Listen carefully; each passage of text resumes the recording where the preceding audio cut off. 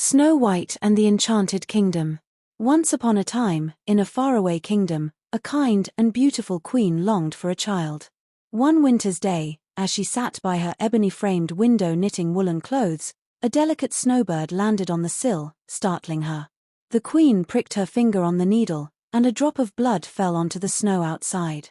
As she gazed at the crimson drop, she whispered to herself, "Oh, how I wish for a daughter with skin as white as snow, lips as red as blood, and hair as black as ebony." The queen's wish was soon granted, and she gave birth to a baby girl with the very features she had dreamed of. The king named her Snow White. But their happiness was short-lived. After the birth, the queen fell gravely ill. "Promise me," she whispered to the king, "that you will always protect our daughter and ensure she grows up loved and safe." The king held her hand tightly, tears in his eyes. "I promise, my love." The queen passed away, leaving the king heartbroken. For many years, he raised Snow White with love and care. But as time went on, the king realized Snow White needed a mother. He remarried a stunning woman, but she hid a dark secret. She was a sorceress skilled in black magic. This new queen possessed a magic mirror that always spoke the truth. Every day, she would ask, "Mirror, mirror on the wall, who is the fairest of them all?" "You, my queen, are the fairest of all," the mirror would reply.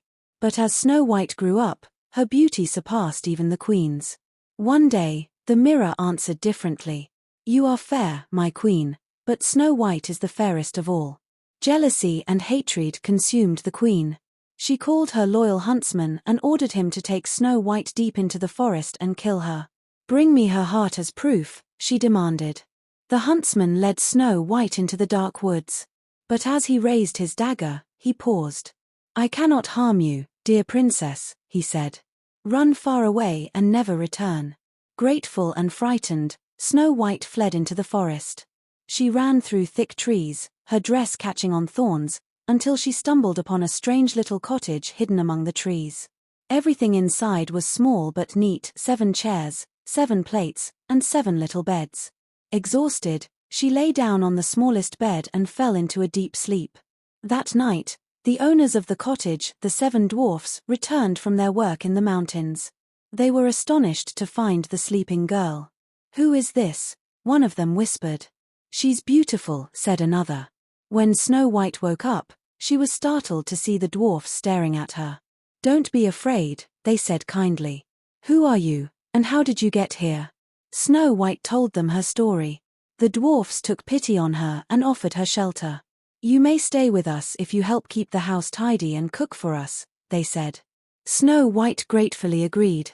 Days turned into weeks, and Snow White lived happily with the dwarfs, helping them and befriending the animals of the forest. But the evil queen soon discovered that Snow White was still alive. Furious, she concocted a plan to kill her. Disguising herself as an old peddler woman, she created a poisoned apple that looked fresh and delicious.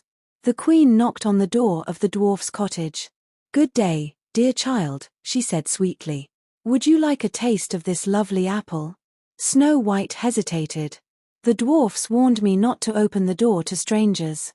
"Oh, but it's just a harmless apple," the old woman insisted.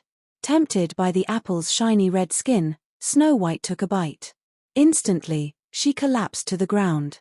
The queen cackled in triumph and disappeared into the woods.